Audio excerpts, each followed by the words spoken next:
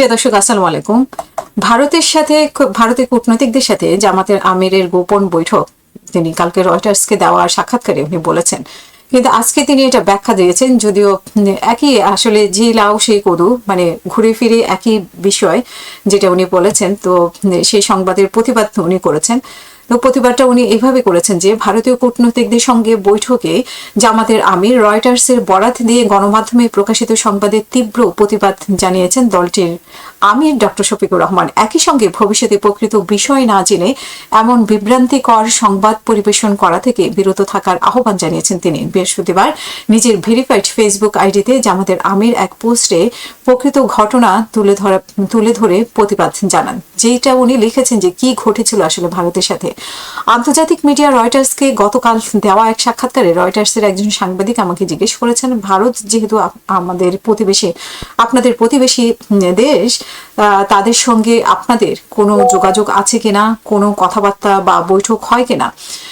তখন তিনি বলেছিলেন যে গত বছরের মাঝে মাঝে সময়ে যখন তিনি অসুস্থ হন, চিকিৎসার শেষে যখন তিনি বাসায় ফিরেন, তখন দেশ বিদেশের অনেকেই ওনার সাথে সাক্ষাৎ করেছেন এবং অন্যান্য দেশের সম্মানিত কূটনীতিক বিন্দু যেমন এসেছেন, তেমনি তখন ভারতের দুইজন কূটনীতিকও ওনাকে দেখতে বাসায় এসেছিলেন।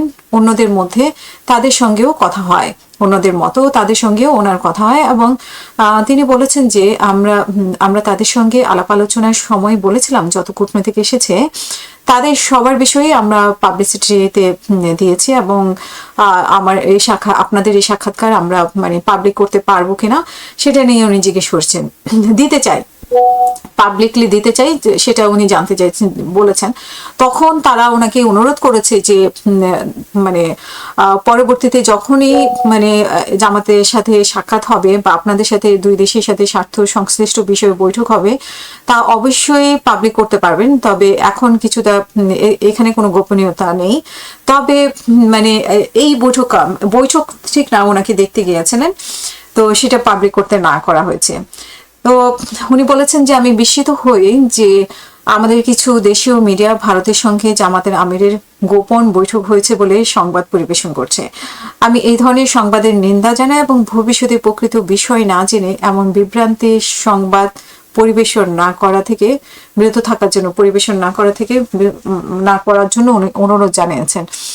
কিন্তু সেই একই কথায় আমি জানি না দর্শক, আপনাদের মন্তব্য শুনতে চাই যে একই বিষয় কিনা, যে ওই রয়টার্সেও বলা হয়েছে যে ওনার সাথে দেখা হয়েছে, সব কূটনীতিকদের কথা ওনারা প্রকাশ করেছেন, কিন্তু ভারত না করেছে। তো এখানে আসলে পার্থক্যটা কি?